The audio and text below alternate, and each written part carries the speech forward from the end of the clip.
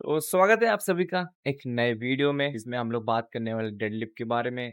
Deadlift को deadlift क्यों कहा जाता है, इसमें डेड वर्ड क्यों यूज होता है।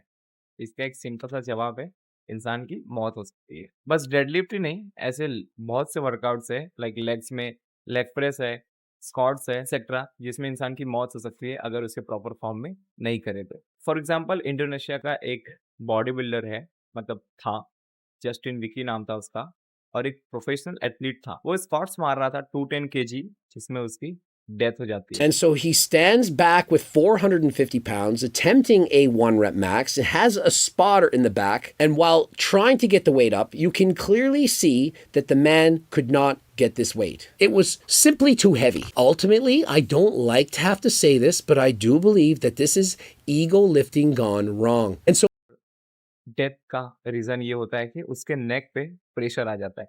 तो ऐसा आप लोगों ने भी बहुत ऐसे नोटिस किया होगा, लेग्स मारते टाइम, स्क्वाट्स जब हम मारते हैं, तो बहुत से टाइम हम बार अपने नेक पे रख लेते हैं गलती से, जो कि हमें ट्रैप्स पे रखना होता है।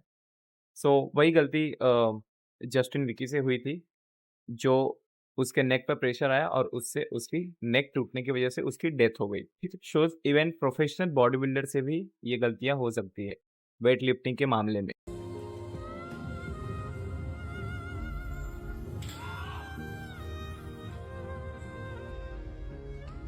No hate to that guy, उसने अपना बेस्ट दिया, बट इंसान है, गलती हो जाती है। तो इसी गलती की वजह से उसे स्पाइनल इंजरी हो गई। मैं आपको बताने वाला हूँ कि ऐसा क्या करना है जिससे आपको ऐसी सिचुएशन ना फेस करना पड़े। तो सबसे बेसिक थिंग आपको पता होना चाहिए कि आपकी लिमिट्स क्या है, किस वेट पर आप अपने मसल को प्रॉपर हिट कर सकते हैं।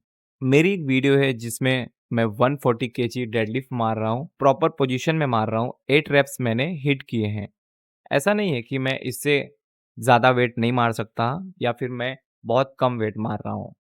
बट मैंने ये चीज़ नोटिस किया कि इतने वेट में मैं अपने मसल को प्रॉपर हिट कर सकता हूँ विदाउट अपने फॉर्म में मिस्टेक किए हुए। तो मैं ये बोलूँगा कि आप अगर हैवी पुश करने की सोच रहे हो, सो इससे पहले आपको आपकी लिमिट्स पता होनी चाहिए कि आप कितने वेट पर प्रॉपर ट्रेन कर रहे हैं अपने मसल को, इससे आपका फॉर्म भी गलत ना हो। जस्ट अज्यूम अगर आपने हैवी वेट ले लिया है और आप ट्रेनिंग कर रहे हैं, अपनी लिमिट पुश करके आप अगर ट्रेनिंग कर रहे हैं तो आपके इंजरी के चांसेस बढ़ जाते हैं। लेकिन अगर लकीली आपको अगर इंजरी नहीं होती है, बट स्टिल वो वर्कआउट वर्क नहीं है, क्योंकि आपका फॉर्म गलत है। तो जो वीडियो देखे थे उसके हम लोग कमेंट सेक्शन में जाते हैं, लोग कैसे डीमोटिवेट हो गए हैं उस वीडियो से और क्या बातें कर रहे हैं उस वीडियो के बारे में, उस वर्कआउट के बारे में। Lifts are pointless and dangerous if you aren't competing.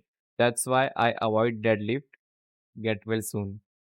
Deadlift मारने का कोई मतलब ही नहीं है, फायदे कम नुकसान ज़्यादा है। भैया हम तो डेडलिफ्ट लगाते ही नहीं, बैक की हालत ख़राब हो जाती है। देखा कैसे लोग एक वीडियो से इन्फ्लुएंस हो गए कि डेडलिफ्ट खराब है, इसे मारनी नहीं चाहिए। एज़ यू कैन सी, एक वीडियो की वजह से कैसे लोग गलत इन्फ्लुएंस हो गए। इंस्टेड ऑफ नोटिसिंग उस बंदे की पोस्चर एंड टेक्निक कितनी ज़्यादा गलत थी, कितना ज़्यादा उसका बैक बेंड था, उसकी तरफ ना नोटिस करके लोगों ने बस डेडलिफ्ट को गलत बोल दिया कि इसे मारना ही नहीं चाहिए, ये वर्थ नहीं है, ये वर्कआउट ही गलत है। फ्रेंड्स, डेडलिफ्ट एक ऐसा वर्कआउट है जो आपके बैक को सालों तक स्ट्रॉन्ग रख सकता है। अकेला ऐसा वर्कआउट है जो आपके बैक को स्ट्रॉन्ग रख सकता है। अगर आपका बैक बहुत ज़्यादा हर्ट होता है, तो इसका मेन इम्पॉर्टेंट रीज़न ये है कि आपके जो ग्लूट्स है वो स्ट्रॉन्ग नहीं है। इंडियन वेट लिफ्टर सिंगा को आपने देखा होगा, उसकी अगर आप वीडियो देखोगे उतनी हैवी वेट लिफ्टिंग करता है। डेडलिफ्ट मारते समय अगर आप नोटिस करेंगे तो उसके ग्लूट्स हमेशा हमेशा वर्कआउट में इन्वॉल्व होते हैं, मतलब डेडलिफ्ट में हमेशा इन्वॉल्व होते हैं, जो मैक्सिमम वेट पुश करने में हेल्प करता है और आपको इंजरी से बचाता है। तो डेडलिफ्ट मारने का ये मतलब नहीं है कि उसमें केवल बैक इन्वॉल्व होने चाहिए। अगर आप सिर्फ बैक इन्वॉल्व करके अपने आप को आगे की तरफ झुका देंगे जैसे उस बंदे ने किया, तो पूरा का पूरा प्रेशर आपके स्पाइनल पे आ जाएगा और हैवी वेट होने के कारण आपकी इंजरी के चांसेस बढ़ जाएंगे और आपकी बैक में एक आर्क सा शेप हो जाएगा, जिससे और ज़्यादा स्पाइनल इंजरी के चांसेस बढ़ जाते हैं। जभी भी आप डेडलिफ्ट मारने जाएँ, सो आप अपने डेडलिफ्ट का जो स्टार्ट है, वो एक सीटेड पोजीशन से करें। तो अपने ग्लूट्स को इन्वॉल्व करके वेट को लिफ्ट करें। जिम में स्ट्रेंथ ट्रेनिंग और इंटेंस ट्रेनिंग इंपॉर्टेंट होती है। यू हैव टू अंडरस्टैंड कि ज़्यादा वेट उठाने से बॉडी नहीं बनती।